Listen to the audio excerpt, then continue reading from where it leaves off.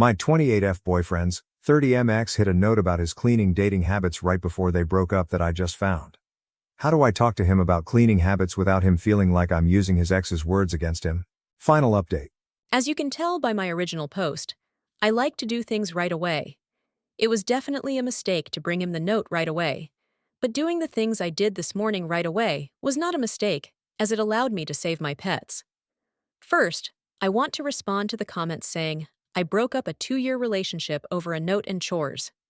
No, I broke up a 2-year relationship because when I tried to come up with solutions to an unequal situation, his response was to yell and try to convince me there was no problem except me.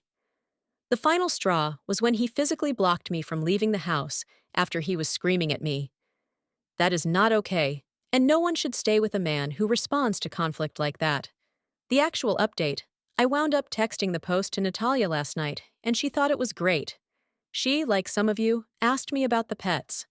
For context, one of the things Steve and I connected on was our love for little creatures. It's why I thought he was such a great guy, because if he could take such intricate care of his lizard, he could do the same with me. I was very wrong. He has one lizard he bought before me, and then we bought 2 frogs together. I have a snake I brought with me when I moved in. I was planning on waiting until he cooled down to go grab my things and the frogs and snake, thinking he would never hurt them, but Natalia changed my mind. She said he could get destructive when he's mad, and was concerned about the safety of my little guys. I immediately knew I couldn't wait until later this week, and reached out for a meeting with the landlord for early this morning. I wound up FaceTiming with Natalia last night, and we had a long discussion. Natalia is a lawyer, and told me that in our state, landlords are required to let me get out of the lease I signed in cases of domestic violence. She also told me that his yelling, gaslighting, and refusing to let me leave are all types of abuse. It's definitely hard for me to sit with that, but the Love is Respect relationship quiz helped me also realize that a bit more last night.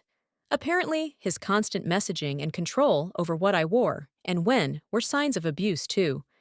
Anyway, this morning, Natalia volunteered to come talk to the landlord with me, alongside my brother. As soon as he heard the word lawyer, he was on top of it and said I could break the lease, but would still have to pay for all of August even though I'm leaving 3 days early.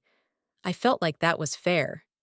He also messaged Steve to say the apartment needed to be empty for emergency maintenance all day today, so I could pack my things. Steve messaged back that he was at work all day and wouldn't be home until 6 p.m. When I got into the apartment, it was a mess. He had broken my dishes that I had brought with me on the ground and left the shards laying about. My clothes were ripped up and scattered around our room. It was disgusting and heartbreaking.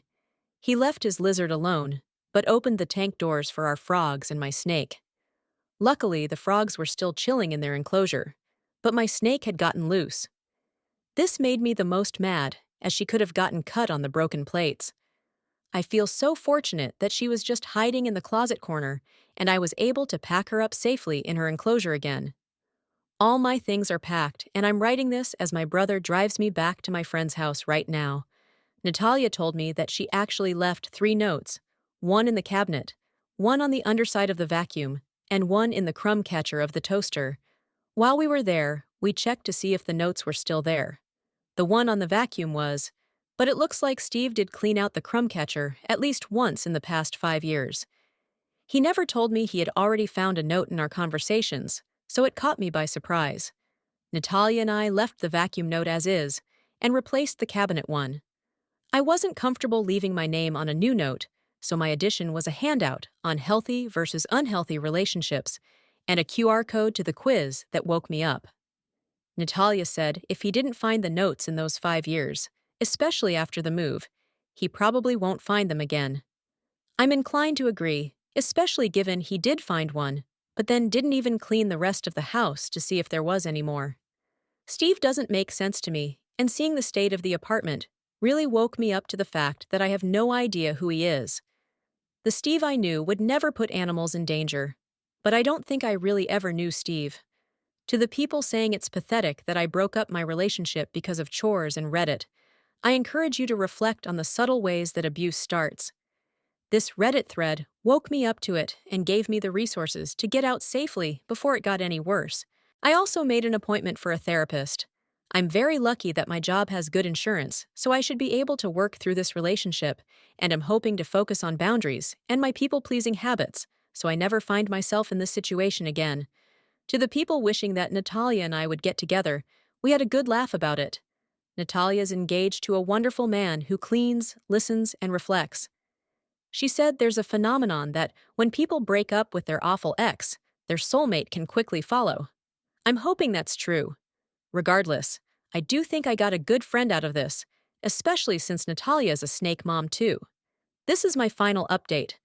I hope if you learn anything from my experience, it's that abuse doesn't start right away. First, there's love bombing, gifts, and pretty words. And then slowly, they test how much you'll put up with.